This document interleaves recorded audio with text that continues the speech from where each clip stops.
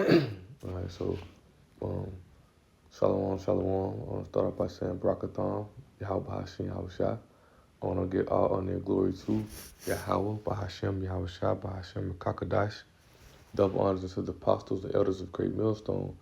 And shout out to the whole few elect, starting with the 144,000, shalom. All right, so, I was watching the Elder Apostle Rumline video. That's a good video. Around like 25 minutes into it. We're about 20 minutes left, but Lord willing, I wanted to go into this, right? Just understand the fact that if he quoted it a few times, he just said, you can't trump prophecy, you can't stop prophecy, and just hear him speak on it, right? It's kind of how I just hear him speak on it, and I had really just did a lesson this morning talking about how, the prophets are still here prophesying and, teaching, right, the downfall of this kingdom, and, and just understand it, right? He's breaking it down and just showing how, how Bashan Shai has, how he has set up, like, this is his movie, right? This is Yahweh Bashan Shai movie, right? But how he has set it up, how he has set the plot, how he has set the format, how he has set everything to play out. Even with just the small things, as just like, Ed Apostle Ramlah was talking about how, from the armies not wearing camouflage for the woods or whatnot no more, their uniform, now they wearing desert camouflage. When you understand World War III, right, Armageddon or Jehoshaphat, right, it's going to be in that desert-like standpoint, Saudi Arabia, in that area, Iran, Iraq, things of that such, right, that desert-like area, right, where they can blend in there. And it's all Yahweh Shai setting it up, him giving that, him setting it up in that way that, the ones who know who ones of the spirit Yahweh Shai, we can see it. See, other people in darkness, so they don't see the signs and the signs and the little hints that Yahweh Shai letting us know of these things. Them little signs of faith, man. Because that hit me in the spirit, or even just seeing that, just showing like, hey, Yahweh Shai, he said it, right? But Lord willing, I want to go into, right, just really, as I was listening to the lesson, right, the spirit hit me, title of the lesson would be, in World War I, I really searched it up. In World War I, they had quoted World War I to be the war to end all wars, which that was in fact not true, right? But this war here will be the war to end all wars. After this will come the kingdom of righteousness, right? There will be no other kingdom to be brought up. Matter of fact, let's start with Daniel chapter 2. Right? After Esau was took down, after this kingdom is destroyed, right? The kingdom of Yahweh Shai, we set up our kingdom, right? For the Hebrew Israelites only, right? And the rest of everybody else would be slaves, right? But understanding that once we put in rulership, nobody else is coming into rulership, right? This is Daniel 2 and verse 44. It says, and in the days of these kings shall the power of heaven set up a kingdom, talking about the kingdom of Yahweh Shai, which shall never be destroyed. And the kingdom shall not be left to other people because it's only for the Hebrew Israelites. But it shall break in pieces and consume all these kingdoms, and it shall stand forever. So this a kingdom coming, right? And prior to this kingdom coming, these other kingdoms, right? This kingdom right here, this great kingdom here, Babylon, because Most High made this kingdom great, right? He made this kingdom great, right? It's going to be brought down. It's going to be consumed, right? It's going to be destroyed, right? It's going to be destroyed. It's going to be brought down to naught, and there's no longer going to be in existence. It's no longer going to be habitation. The only thing it's going to be is left for a memory, right? It's going to be desolate, right? Every foul animal, every foul bird, every foul spirit, that's the only thing that's going to dwell here, right? It's going to be a memorial for us, so we can look back and see the things we overcome, the things we've been through, right? But the point is, right, is understanding, right? Prior, like I said, prior to that, it's going to be a total destruction, and that total destruction is going to hit this place in World War III. Right? I'm going to tell you the lesson of the war to end our war, because it's truly going to be the war to end our wars, right? So a precept I want to start with is a precept that Elder Apostle Ramlah brought out. This is Isaiah 9 and verse 5, right? It says, for every battle of the warriors with confused noise and garments rolled in blood, right? And when you understand it, right, if you go in the back, then if you go to ancient movies, like even just earlier, I was trying to search out the movie, the 300 Spartan, right? Ancient movies and things, they show battle, people screaming, people yelling, some with adrenaline running to fight, some with their arm cut off, some their leg cut off, some stabbed up, some bleeding out. You hear those clinging, clagging. You hear those old time war. That's how battles was fought back then, right? But it says, and guns roll with blood. But this shall be with burning fuel and of fire. How is that going to be? From these bombs, these nuclear missiles, the ICBM missiles, right? This nuclear war. This war is going to be done away with. And that's why, even as Elder Apostle Romano was saying, that's why this is referred to. That's why it's going to be lake of fire. And people think, see, hell, this is hell. And this place is going to burn. Right? This place is going to be totally annihilate, destroyed from these bombs, from this war. Right? And this is where Yahweh Shem Yahshua is going to gather all the nations together. And they're going to fight each other. Right? And once they fight each other, right, then they're going to turn to fight Yahweh Shem Yahshua. And once they turn to fight him, they're going to be destroyed. Second Edge goes into that. What? Let's go to it real fast.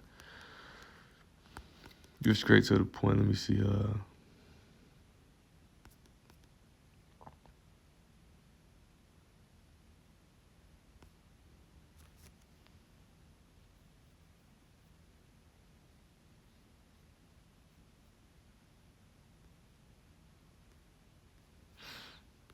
I'm trying to see where I want to start.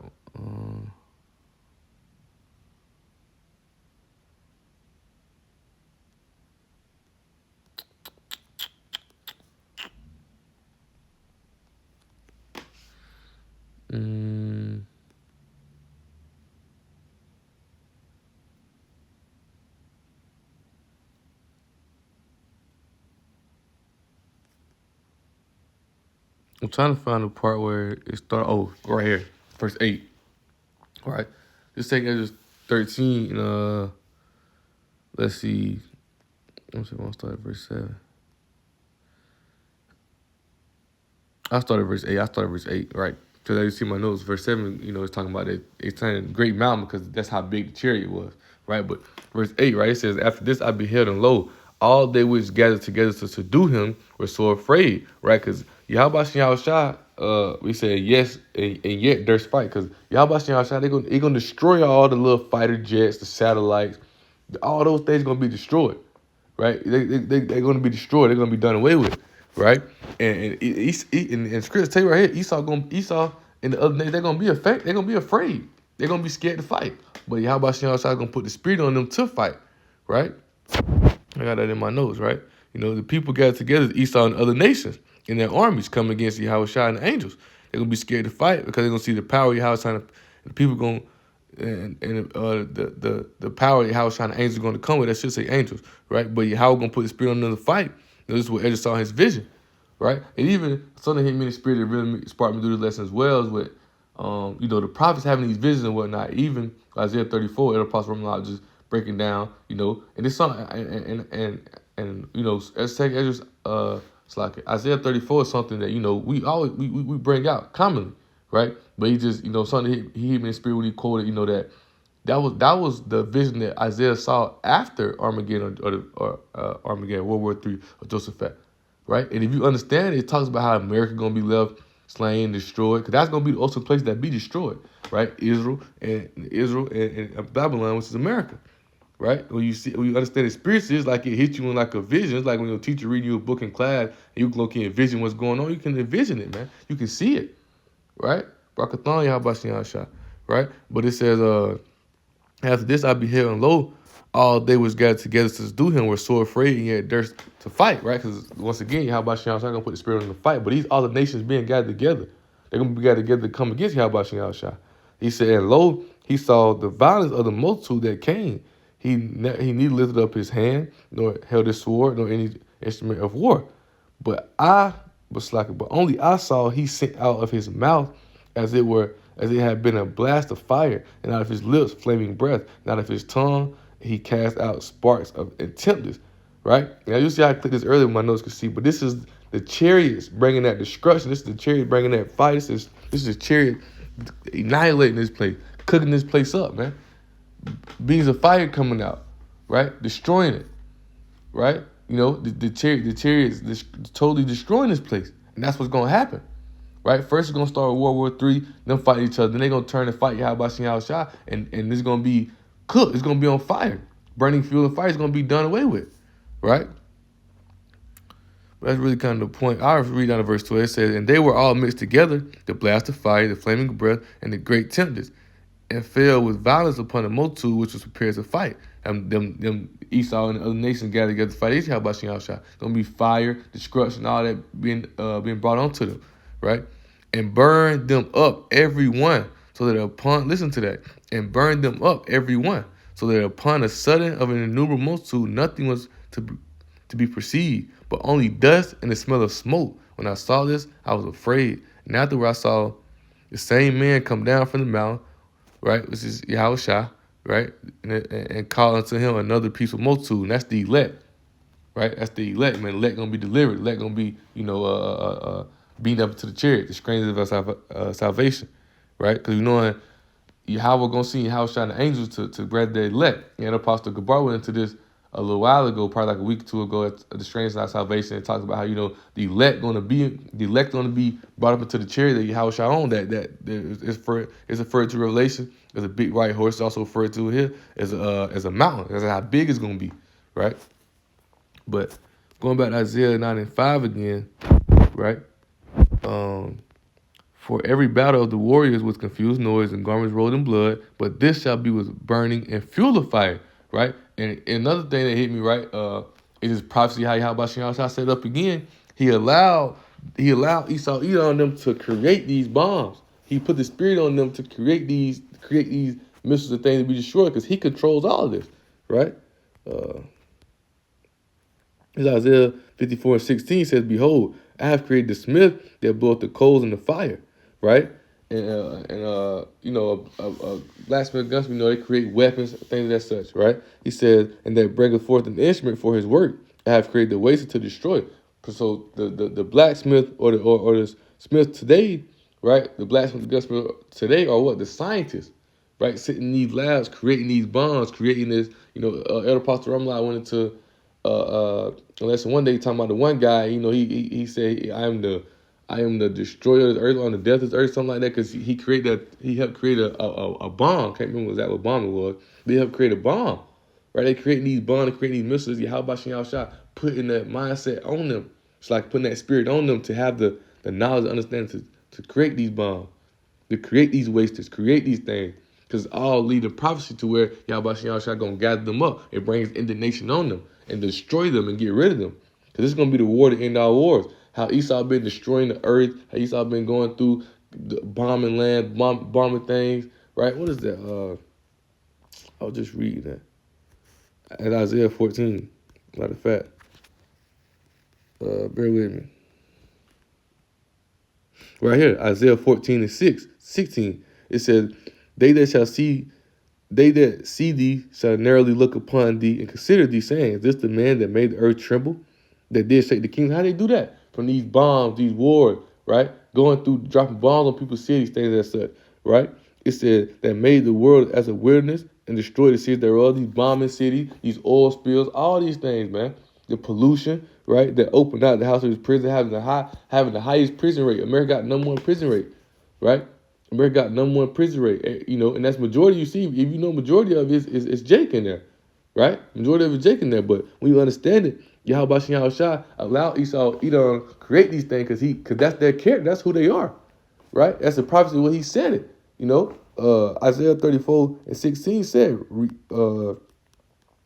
seek ye out the books of the Lord Yahweh and read. None of these shall fail. Right? They're talking about the prophecies, right? Because when you understand how the Yahweh Shah set it up, he set it up in the way that everything will play out how he said it. And even Apostle Rumline said something else as well that's dang near title, right?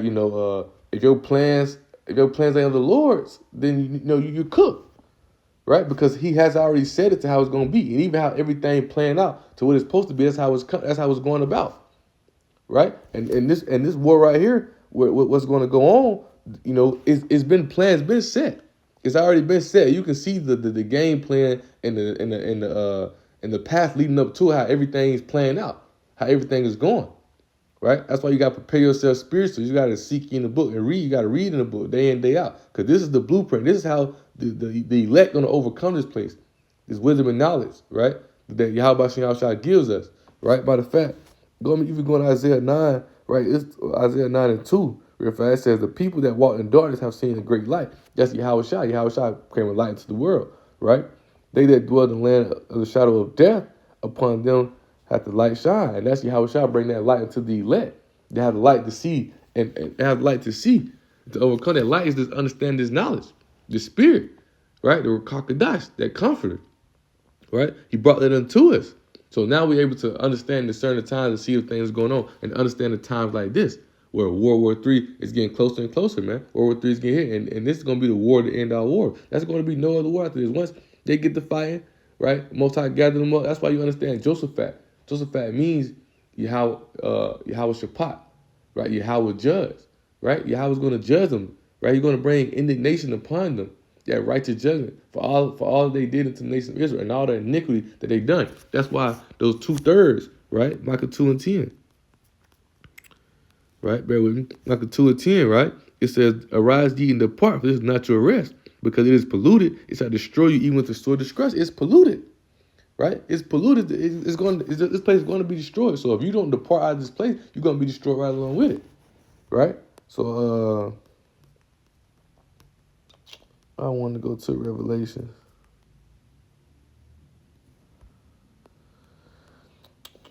I'm going to read this real fast. I just sent it to the brothers. Let me see.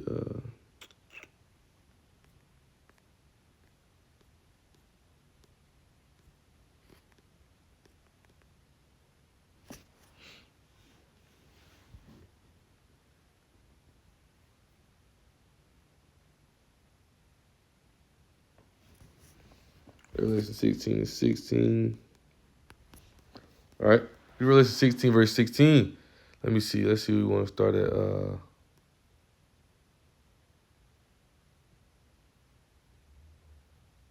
We'll get straight to the point, right?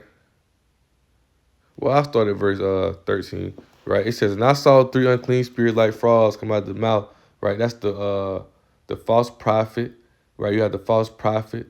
You got you got Langley, Virginia. You got the headquarters, right? I got it right here in my notes, right?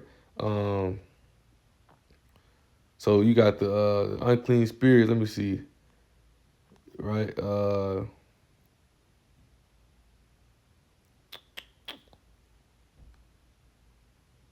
All right, so you got the Pentagon, Washington, D.C., right, with the military headquarters, right? You got London, UK, that's the financial headquarters of the whole empire. You got Vatican City, the religious part of, the false prophet, the Roman Catholic Church, right? That's those 3 unclean spirits came out of the mouth of the dragon, right? And out of the mouth of the beast, and out of the mouth of the false prophet, right? He said, for they're the spirits of devils working miracles. When you understand Vatican, Baptiste, is the let me see, I got it right here in my notes. Bear with me. Baptiste, right, is a Latin word goes to which means prophets, and can is the mayan word for serpent, right? Prophets of the serpent. Prophets of the serpent. Right here, we go back to it again, right? The dragon right here is talking about London, right, which are 3 city states, right? You got London, you got the city of London, right? And then we got the I'm mistaken, that you got the London states with the city of London. One of them is where the Rothschilds dwell, right? City state of London, right? But that Roman Catholic Church, right, that false prophet, right? That the prophets of the serpent. That's why, for they are the spirits of devils working miracles. The miracles, what? The technology, the ability to create these bombs, erasers, be able to create trying to turn everything digital. Yahweh Shah bless them with those miracles, which go forth to the kings of the earth and the whole world to gather them to the battle of that great day of Yahweh Almighty, right? That's what they gather and get ready to. That's what they battling to get ready to go against Yahweh to try to fight for eternal life, to try to get this place to last longer and longer. That's why they're trying to turn everything digital. That's why even those top elites, they have those bunkers. They have those places set up. They have those things set up to where they can go and hide, they can go and run. Right? But they can't escape this. Right? It says, behold, I come as a thief in the night. It's like, behold, I come as a thief. Blessed is he that watches and keep his garment. As stand focused, stand in the truth. Those garments and knowledge and understanding. Keeping yourself on that narrow passage, right? Lest he walk naked, lest they see his shame, right? I already know it's on that, right? Garments of righteousness, Yahushua, right? But it's the point right here in verse 16. He gathered them together into a place called in Hebrew tongue Armageddon. And that's World War III. That's when he's going to gather them up, right? And they're going to fight each other, right? And once they fight each other, Yahushua is going to come and bring destruction upon them and through the chariots, right? Going to destroy them all. And the ones who left, we're going to tie them up and throw them into slavery, right? They're going to be the ones who may rebuild up, because America's going to be desolate, right? In Isaiah 34, after this, when Isaiah having a vision after Armageddon or Jehoshaphat, World War III, right? America's destroyed. It's that smoke shall go up forever and never. America's gonna be desolate. It's gonna be a desert, right? It's gonna be a desert. The only thing that's gonna be here is the owl desert things. So this is gonna be a deserted place, right? Israel gonna be rebuilt back up to the kingdom of Yahushua, right? That's the notes right here, right? This is the place what they call the Middle East, Saudi Arabia, Iran, Iraq, and the area of ancient Babylon. Even this, right? We understand this too. Those are what? Desert places. Even you watch movies and see things and such, right? I remember when on demand used to be, they had it on demand when, I don't want to talk too much. I don't know how they do it, but you know, on demand they had when they went to go get the guy, the American Army went to go get the one guy, think it's such. I can't think of his name. His name really just slipped my mind. Oh, Bin Laden. That's all I say. You want to go get Bin Laden, and you can see the area. It's a desert area, right? And just as Elder Apostle Romano was just talking about how they switched their uniforms from being like camouflage to where they can hide in trees and then now it's so they can blend in with the desert or whatnot. Because it's showing you Yahushua is showing you those signs, those hints. He's giving us those signs, those hints for things to go on. That's why whoever in the light, they can see it. That's why I read Isaiah 9:2. You in the light, you can see those things, right? So, and also the brother sent another precept. When we were talking about this earlier, I'm going to read as well. Brother Khan said the precept. Revelations 9, starting at verse 14, right on down to verse 16. It says, saying to the sixth angel, which had the trumpet, loose the four angels which are bound in the great river Euphrates. And Joel chapter 2 is talking about that Euphrates, right? What is at the East Sea, what it says, right? And when you understand it, that East Sea goes into it flows into the Persian Gulf. But all that is right there in that area to where it's all that. I had searched it up earlier.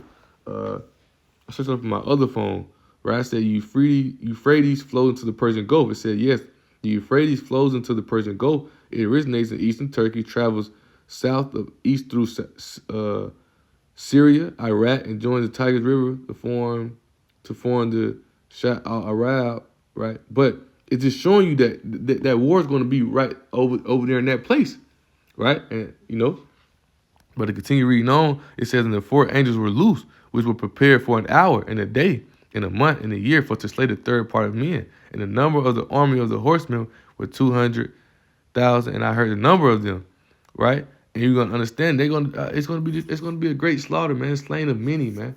It's slain of many. Isaiah 66:15, it tells you, man, Yahweh is gonna come through slain of many. They're already gonna be killing each other, right? When Yahweh come through, it's gonna bring pain 10 times worse, right? Isaiah 66:15 says, for behold, the Lord Yahweh will come with fire, with his chariots like a whirlwind to render his anger with fury, and his rebuke with flames of fire. For by fire and by his sword, the Lord Yahweh will plead with all flesh, and the slain of the Lord shall be many, man. It's going to be many, man, right? So let's go here to Joel chapter 2. It's like Joel chapter 3, right? We'll start at verse 1. It says, for behold, in the days, and in that time, I should bring again the captivity of Judah and Jerusalem, right? I mean, we're going to be delivered. He's going to deliver us from this place, right? Meaning he's going to deliver us from this captivity, right? It says, I will also gather all nations, right? I will also gather all nations. Yahweh is going to gather them all, right? And bring them down to the valley of Jehoshaphat and will plead with them there for my people, right? Turn on.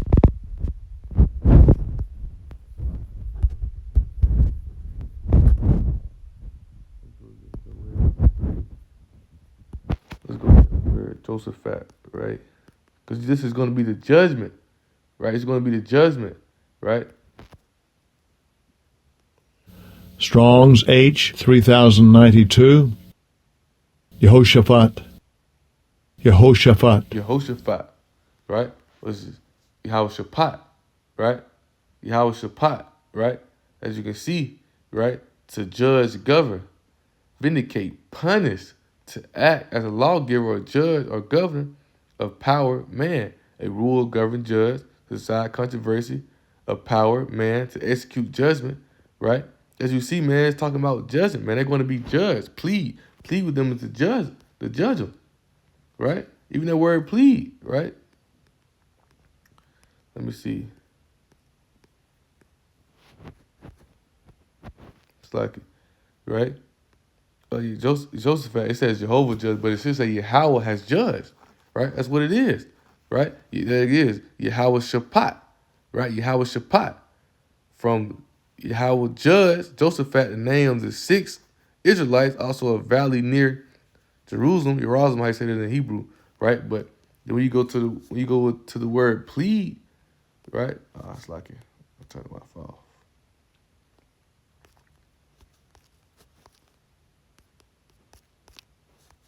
Let's try this again. Joel chapter 3, verse 2. Let's go to that word plead. So this is going to be a judgment for them, man, right? As we read earlier, right? To govern, judge, vindicate, punish, right? As a lawgiver, judge, or governor, to rule, govern, judge, to decide controversy of power, man, right? To execute judgment, discriminating of man, vindicating, condemning, and punishing. The theopanic event for final judgment. Final judgment, man. It's going to be the war to end all. It's going to be the war to end all wars. It's the final judgment, man. To enter controversy, to plead, have controversy together, to be judged, right? Pull, judge, opponent at law, right? But they're going to be judged, man. This is the judgment, right? And there's no escape for this, man. Esau can't slip the judgment, right? And so I will also gather together all nations. I will bring them down to the valley of Jehoshaphat and plead with them there for my people and for my heritage Israel, whom they have scattered among the nations and parted my land. What's this land? Right, talking about the land of Israel. Because you have the Edomites and the Ishmaelites over there fighting our land right now. You have them fighting our land right now, man. Right? They're fighting over our land, but Yahweh Shai is going to come destroy them all. Right? It says, they have cast lots of my people and have given a boy for a harlot and sold a girl for wine they might drink. Right? And that's just, slavery, right? People cast people into slavery. It said, yeah, what have you done? What have ye to do with, O Tyre, O Zidon? I'm not mistaken. These are Africans. Right? Yeah, Khan. These are Africans, right? Zidon, the son of Canaan, both are Hamite nation. African, right? So they're going to be judged well, right? It says, ye, what have ye to yeah, and what have ye to do with me, O Tyre and Zidon, and all the coast of Palestine, right? Will ye render me a recompense? If ye recompense me swiftly and speedily, when I return your recompense upon your own head. Right? It says, because ye have taken my silver and my gold and have carried into your temples my goodly pleasant things. The children also of Judah and the children of Jerusalem, right, have ye sold unto the Grecians, that ye might remove them far from their border. Right? And when you understand it, right, the Edomites who took over the Grecians and to take themselves, Amos 1 and 9. Right, when you see these things, I go to Amos 1 and 9, it's all prophecies, all set up. It was all the blueprints how Yahweh Shai set it up for it. I was going to play out. And this that great, and this that ending, the war to end all wars. Right? Now it's coming in peace. All right, we'll read this real fast. Amos 1 and 9. This says the Lord Yahweh, for thee transgression, tyrants, and for 4, I will not turn away the punishment thereof, because they delivered up the whole captivity to Edom, and remember not the brotherly covenant, man. Right? So they're going to be destroyed. Right? It also talks about Edom, man, as well. Verse 11, it said, this saith the Lord Yahweh, for 3 transgressions of Edom, and for 4, I will not turn away the punishment thereof, because he did pursue his brother with the sword, and did cast off all pity. And his anger did tear perpetually, and kept his wrath forever. So that's, guess what? Right? He said, I will send a fire upon Teman, which I devoured the palaces of Bozrah. And we understand Bozrah was the capital city of Edom, but Bozrah today is what? America, right? He said, I'll devour the palaces of Bozrah. So he's gonna devour America, because this is Edom capital right here. This is the Edomites capital right here, America. the top seat, the top place in the Rise. This that capital city, the Rise of Empire, right? State, man, which is going to be destroyed, man. It's together, it's going to destroy them. All right, I got some notes I want to read on verse 2 real fast. All nations will be judged for what they did to our people. Right, Jehoshaphat is known as the Persian Gulf today. Where we just then we just then I just read this while I searched up Euphrates flows to the Persian Gulf, and it shows you what. Yeah, that's where the war is going to be at, man. That's where the war is going to be at right there, and it's going to be the war to end all wars, man. Right? Because we know once this place is destroyed, right, the kingdom of Yahweh shall come. Right? Got a precept. Let me think of SIGH&CRY. Right? The evil has been sown. Right? So the evil has to go down for the righteous to come. Right? Right here, this SIGH&CRY 4, and I started at verse 28. It says, "But concerning the things whereof thou askest me, I will tell thee. For the evil is sown, but destruction thereof is not come yet, because it has not yet come. If therefore that which is sown be not turned upside down, is the place where the evil is sown is not passed away, there cannot come that which is good." And you got to understand, guess what's coming? The destruction and the judgment of Esau Edom, the evil, right? And that's what's coming after that. The kingdom of Yahweh, a righteous kingdom, right? The righteousness, right? The earnest expectation, lying, waiting for righteousness, merely paraphrasing. That's what the people waiting for. That's what we waiting for. That's why we hasten for this word to pass away, man. You know, this is gonna be the war to end our war. It's gonna be peace after that, right? Matter of fact, another precept real fast. He got chapter 2 in verse what did it say? Right here. He got chapter 2 in verse 9. It said, "The glory of the latter house shall be greater than of the former." Because, yeah, we were glorious back then, but we're going to be way more glorious in the kingdom come. We ain't going to be no more sin, right? You know, we're going to be changed to spiritual body. We're going to be made immortal, right? You know, we're going to be untouchable in the kingdom of Yahweh, man.